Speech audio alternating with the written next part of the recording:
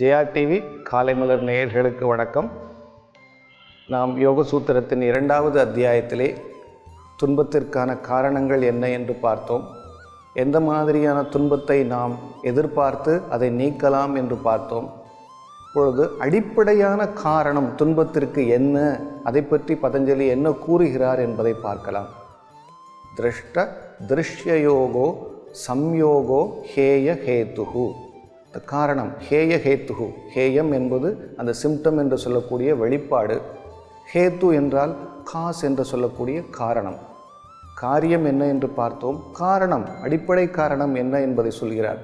திரஷ்டா திருஷ்யம் 2 வார்த்தைகளை இதில் அவர் பயன்படுத்தியிருக்கிறார். நமது மனிதனுடைய நிலையே 2 பரிமாணங்களை கொண்டது. ஒன்று திரஷ்டா, பார்ப்பவர். அடுத்தது திருஷ்யம், பார்க்கப்படும் பொருள்.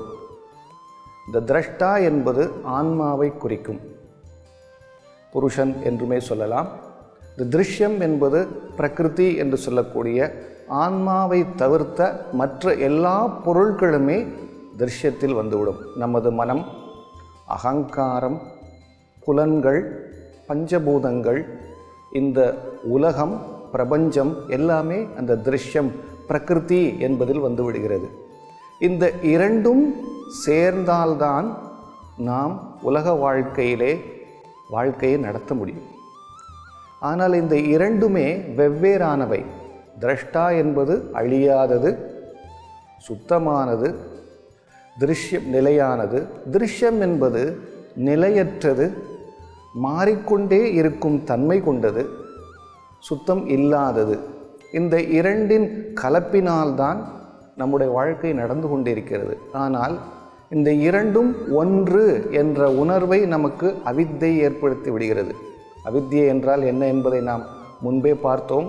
முக்கியமான கிளேசம் அந்த அவித்தை என்பது. சரியான அறிவு இல்லாமல் ஒன்றை பற்றிய எதிர்மறையான அந்த அறிவை கொடுப்பதுதான் அவித்யை. இந்த திரஷ்டாவும் திருஷ்யமும் வெவ்வேறானவை. ஆனாலும் இவை ஒன்று போல் தோற்றமளிக்கச் செய்வது, அதை உணரச் செய்வது அவித்யை. அதைத்தான் இந்த சூத்திரத்தில் சொல்கிறார். அடிப்படையான காரணம் அவித்தையினால் ஏற்பட்ட சம்யோகம், திருஷ்டாவுக்கும் திருஷ்யத்துக்கும். இவை 2மே அனாதியாக தோன்றியவை. திரஷ்டாவும் எப்பொழுது தோன்றியது தெரியாது, திருஷ்யமும் எப்பொழுது தோன்றியது என்று தெரியாது. அனாதியானது, துவக்கமற்ற, ஆனால் ஒன்றுக்கொன்று தொடர்பு கொண்டு ஒரு குறிக்கோளுக்காக இயங்குபவை. ஆனால் அவித்யா என்ன செய்கிறது? இந்த 2மே ஒன்றுதான் என்று நம்மை நினைக்க தூண்டுகிறது. இப்பொழுது நாம் சரியான அறிவு வந்துவிட்டால் இந்த 2ம் வெவ்வேறானவை என்பதை அனுபவ ரீதியாக அறிந்து கொள்ளும் பொழுது, இந்த 2னுடைய வேறுபாடுகள் அறியும் பொழுது நமக்கு ஒரு கிளாரிட்டி, ஒரு சரியான தன்மை கிடைக்கிறது. இன்று நாம் பாதாங்குஷ்ட ஆசனத்திலேயே இன்னொரு மாறுதல்கள் செய்து அதை எப்படி லேட்ரல் பக்கவாட்டில் காலை எப்படி கொண்டு செல்வது என்பதை நாம் பார்க்க போகிறோம். இப்போ நம்ம ஊர்துவ பிரசேத பாதாசனா சீரீஸ் பார்த்துட்ருக்கோம். அதிலேயே அட்வான்ஸாக ஒவ்வொரு ஆசனமும் எப்படி வருது அப்படிங்கிறத. இன்றைக்கி நாம் பார்க்கக்கூடிய ஆசனம் சுப்த ஏகபாத பார்ஷ்வ பாதாங்குஷ்டாசனா. பேரை கேட்கும்போதே ரொம்ப பெருசாக இருக்க மாதிரி தெரியும். ஆனால் இந்த ஆசனம் பண்ணுறதுமே அவ்வளோ சுலபமானது அல்ல. ஏன்னா கால்களை ஒரு காலை பக்கவாட்டில் ஓப்பன் பண்ண போகிறோம். அது எப்படி பண்ணுறதுங்கிறத நம்ம பார்க்க போகிறோம். சமஸ்திதி பொசிஷனில் படுத்துக்குங்க. கால்கள் 2ஐயும் சேர்த்து வச்சுக்கோங்க. கைகள் பக்கத்தில் கொண்டு வந்துடுங்க. பக்கவாட்டில் உள்ளங்கை தரையை நோக்கி இருக்கட்டும். இப்போ மூச்சு உள்ளே இழுத்துக்கிட்டே 2 கைகளையும் தரைக்கு மேலே கொண்டு போங்க. தரையில் வச்சுக்கோங்க. உள்ளங்கை கூரையை பார்க்கட்டும். இப்போ மூச்சு வெளியே விட்டுக்கிட்டே 2 கைகளையும் கீழே கொண்டு வாங்க. இடது காலை மேலே தூக்குங்க. இடது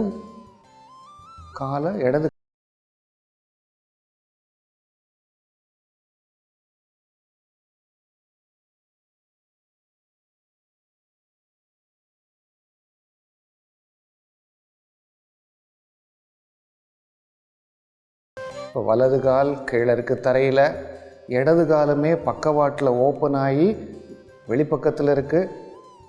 இது பண்ணும் பொழுது லேசாக ஹிப்பு கொஞ்சம் டில்ட் ஆக சான்ஸ் இருக்குது.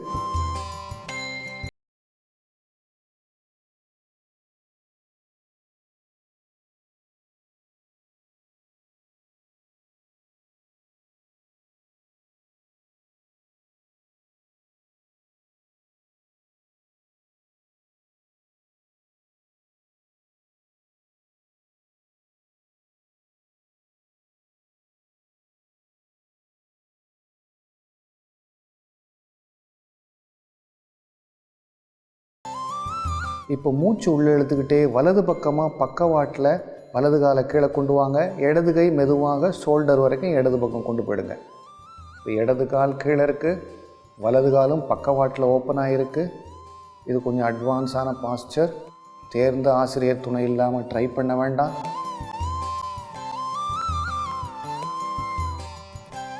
இப்போ மூச்சை வெளியே விட்டுக்கிட்டே வலது காலை நேர்படுத்திக்குங்க. செங்குத்தான பொசிஷன் கொண்டு வந்துடுங்க. இடது கையும் கீழே கொண்டு வந்துடுங்க. இப்போ மூச்சை உள்ளே இழுத்துக்கிட்டே 2 கைகளையும் தலைக்கு மேலே கொண்டு போங்க. வலது காலை கீழே கொண்டு வந்துடுங்க. இப்போ மூச்சை வெளியே விட்டுக்கிட்டே 2 கைகளையும் கீழே கொண்டு வந்துடுங்க. நிறைய பேரால் இந்த ஆசனம் இந்த மாதிரி கிளாசிக்கலாக பண்ண முடியாது. அவங்க என்ன பண்ணலான்னா, நேர் காலை பக்கவாட்டில் கொண்டு போகிறதுக்கு பதில் காலை மடக்கி கொண்டு போய் அங்கே போய் ஸ்ட்ரெச் பண்ணலாம்.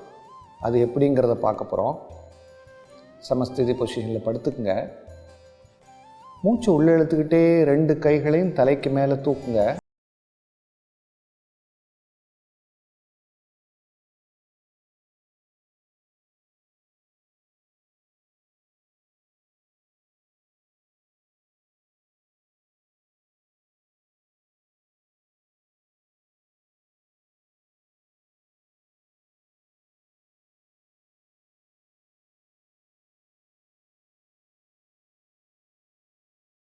பக்கவாட்டில் திரும்ப முடியாதவங்க முட்டியை மடக்கி போயிட்டு அங்கே ஸ்ட்ரெச் பண்ணலாம்.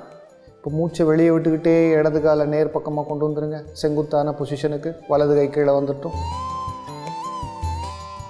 மூச்சு உள்ளே எடுத்துக்கிட்டே 2 கைகளையும் தலைக்கு மேலே தூக்குங்க. இடது காலை கீழே கொண்டு வந்துடுங்க. இதே இது வலது பக்கம் பார்க்க போகிறோம். மூச்சை வெளியே விட்டுக்கிட்டே கைகளை கீழே கொண்டு வாங்க. வலது கையால் வலது பெருவிரலை பிடிச்சிக்குங்க. காலை மடக்கிக்குங்க.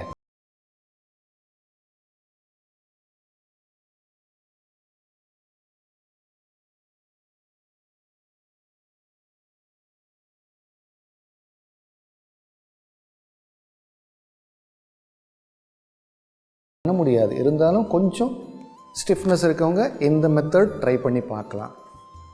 மூச்சை வெளியே விட்டுக்கிட்டே வலது காலை நேராக செங்குத்தாக கொண்டு வந்துடுங்க. இடது கை கீழே கொண்டு வந்துடுங்க. மூச்சை உள்ளே எடுத்துக்கிட்டே 2 கைகளையும் தலைக்கு மேலே கொண்டு போங்க.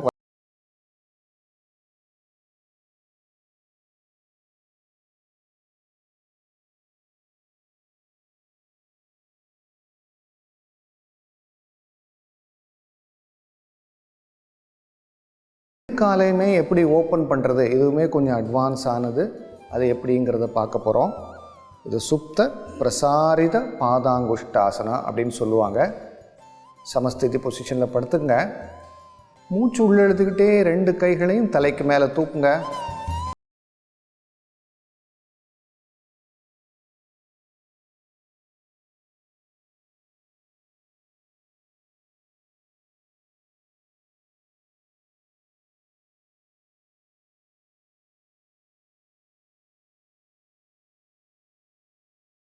எடுத்துக்கிட்டே எவ்வளோ முடியுமோ அவ்வளோ தூரம் 2 கால்களையும் ஓப்பன் பண்ணுங்கள். உங்களால் எவ்வளோ முடியுமோ அவ்வளோ தூரம். உங்கள் உடல் வாகு எந்த அளவுக்கு முடியுதோ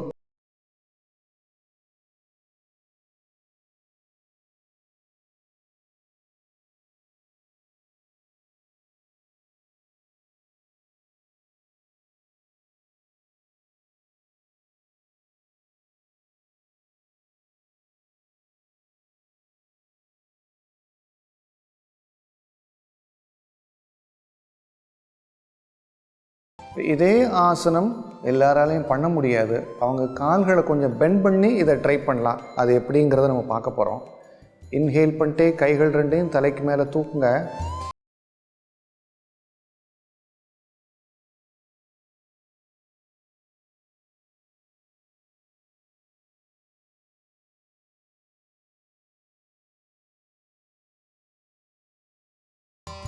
இப்போ மூச்சு உள்ளே இழுக்கும்போது பக்கவாட்டில் 2 காலையும் ஓப்பன் பண்ணுங்கள். உங்களால் எவ்வளோ முடியுமோ அவ்வளோ தூரம் பண்ணால் போதும்.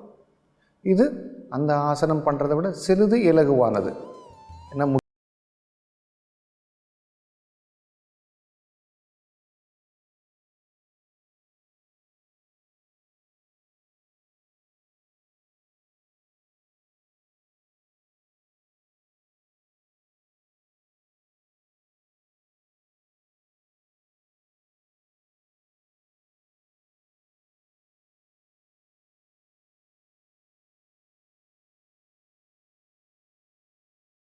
ஊர்துவ பிரசித்த பாதாசனத்துடைய சீரீஸ் பார்த்துட்ருக்கோம். அதிலே பாதாங்குஷ்டாசனா பார்த்தோம், ஏகபாதாங்குஷ்டாசனா பார்த்தோம். இன்றைக்கி நம்ம பார்த்த ஆசனம் பக்கவாட்டில் காலை ஓப்பன் பண்ணுறது. அது ஏகபாதமும் பார்த்தோம், 2 கால்களையும் பார்த்தோம். சுப்த ஏகபாத பார்ஷ்வ பாதாங்குஷ்டாசனா. விரல்களை பிடித்து அதே சமயம் வலது பக்கமும் இடது பக்கமும் கால்களை ஓப்பன் பண்ணுறது. இது அவ்வளவு எளிதாக பண்ணக்கூடியது அல்ல. ஏன்னா இடுப்பு பகுதியில் நல்ல முறையில் ஃப்ளெக்சிபிலிட்டி வந்தால் தான் அவங்களால அதை ஓப்பன் பண்ண முடியும். அது பண்ண முடியாதவர்கள் காலை மடக்கி எப்படி பண்ணுறது அப்படிங்கிறதையும் பார்த்தோம். அதே மாதிரி 2 கால்களையுமே பக்கவாட்டில் ஓப்பன் பண்ணும் பொழுது கால்கள் நீட்டி வச்சு பண்ண முடியலைன்னா அவர்கள் கால்களை மடக்கி முட்டியை மடக்கி அந்த பொசிஷன்லேயும் பண்ணலாம். இது பண்ணும் பொழுது அந்த சுத்த பாதாங்குஷ்டாசனாக்கு என்ன பலன் நாம் சொன்னோமோ அந்த எல்லா பலன்களும், அதாவது வயிற்றுப்பகுதி அமங்குவது, வயிற்றுப்பகுதி டைட்டாவது, அந்த தசை நார்கள் இறுகுவது, அது மட்டுமல்லாமல் அதன் உள்ளே இருக்கக்கூடிய உறுப்புகளுடைய தூண்டப்படுவது. கால்களை பக்கவாட்டில் ஓப்பன் பண்ணும் பொழுது இடுப்பு பகுதி நல்ல முறையில் விரிவடையும். தொடை, முட்டி, கணுக்கால், பாதம் எல்லாவற்றுக்குமே ஒரு சீரான ஸ்ட்ரெச்சு கிடைக்குது பக்கவாட்டில். வலது பக்கமாகவும் சரி, இடது பக்கமாகவும் சரி. கால்களை நேராக பண்ண முடியாதவங்க முட்டியை மடக்கி பண்ணால் அந்த முட்டிக்குமே ஒரு ஃப்ளெக்சிபிலிட்டி கிடைக்கிறது. அதை சுற்றி உள்ள தசைநார்களும் இறுக்கமடையும். இந்த முறையில் பண்ணும் பொழுது வயிற்றுப்பகுதி, மார்பு பகுதியுமே விரிவடையும். ஆனால் காலை ஓப்பன் பண்ணுறோம் அப்படிங்கிறதுல கையுமே ஒரு பக்கவாட்டில் ஓப்பன் ஆகிறதுனால மார்பு கூடி விரிவடைகிறது. மூச்சு வாங்கி விடக்கூடிய திறன் அதிகரிக்கிறது. அந்த மார்புக்கூடு விரிவடையும் பொழுது ஸ்பைன் அப்படின்னு சொல்லக்கூடிய அந்த முதுகுத்தண்டுடைய ஸ்ட்ரெச்சு, அந்த ஆர்ச்சு நல்லாவே நமக்கு தெரிய ஆரம்பிக்கும். அந்த ஸ்ட்ரெச் ஆகிறதுனால அந்த பகுதிக்கு செல்லக்கூடிய இரத்த ஓட்டம், அந்த பகுதியிலேருந்து வரக்கூடிய நரம்பு மண்டலங்களும் நல்ல முறையில் சீராகிறது. 2 கால்களையும் ஓப்பன் பண்ணும்போது அந்த பெல்விக் ஃப்ளோர் நல்ல முறையில் ஓப்பன் ஆகும். ஹிப்பு, அந்த பெல்விக் ஏரியா நல்ல முறையில் ஓப்பன் ஆகிறதுனால அந்த பகுதிக்கு செல்லக்கூடிய இரத்த ஓட்டம் சீரான முறையில் நடக்கும். இரத்த ஓட்டம் சீரான முறையில் நடக்கும் பொழுது அந்த பகுதியில் இருக்கக்கூடிய எல்லா தசைநார்கள், ஆர்கன்ஸ் என்று சொல்லக்கூடிய உறுப்புகளுடைய வேலைகளும் சரியான முறையிலே நடக்கும். வயிற்றுப்பகுதி அமங்குகிறது, உள்ளே இருக்கக்கூடிய அவயவங்கள் தூண்டப்படுகின்றன. கால்கள் மேலே தூக்கி இருப்பதால் அந்த இரத்த ஓட்டம், வீனஸ் ரிட்டர்ன் அப்படின்னு சொல்லக்கூடிய அந்த இரத்த ஓட்டமே சீராகிறது. நாம் வேறு சில ஆசனங்களுடன் அடுத்த நிகழ்ச்சியில் சந்திக்கலாம்.